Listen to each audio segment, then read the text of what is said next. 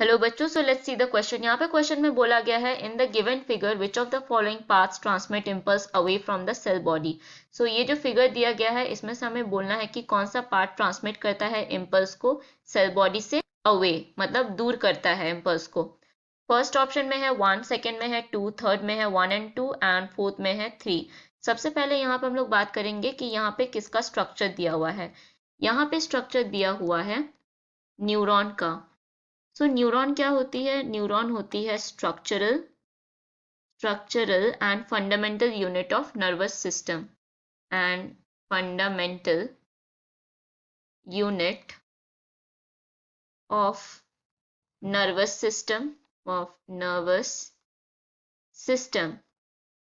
Next अगर हम लोग यहाँ पे लेबल करें पार्ट को, नंबर 1 पे क्या दिया गया है? नंबर 1 पे है यहाँ पे एक्सन इंडिकेट कर रही है, 2 में यहाँ पे इंडिकेट कर रही है डेंड्राइट एंड थर्ड में यहाँ पे इंडिकेट किया जा रहा है सेल बॉडी को।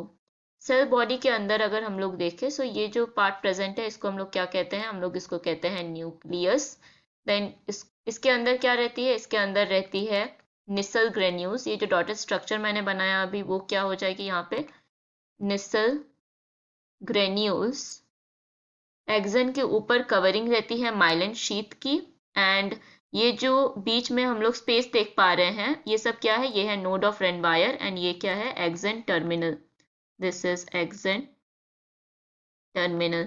तो बेसिकली हम लोग को ये जो 3 लेबल्ड पार्ट है इसको लेकर आंसर करना है। सबसे पहले अगर हम लोग देखें ऑप्शन 1 में क्या दिया गया है? 1 में दिया गया है हमें एक्सन। तो यहाँ पे सिंपली हम लोग आंसर लिख सकते हैं that action transmits impulse away from cell body and कहाँ लेके जाती है इम्पल्स को? towards the axon terminal, towards the axon terminal।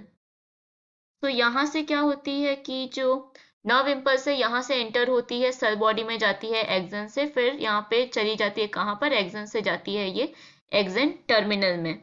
तो हम लोग का फर्स्ट ऑप्शन में दिया गया है 1, तो ये हो जाएगा करेक्ट, क्योंकि एक्सन क्या करती है?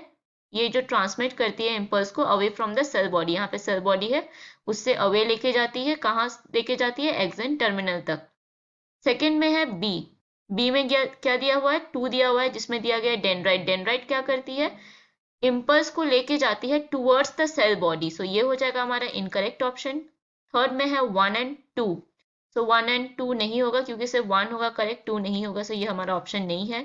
3 में दिया गया है सेल बॉडी। सो हमें बोलना ही है कि कौन सा पार्ट ट्रांसमिट करता है इम्पल्स को away from the cell body. So ये तो होगा ही नहीं हमारा आंसर। सो करेक्ट ऑप्शन यहाँ पे क्या मार्क करेंगे?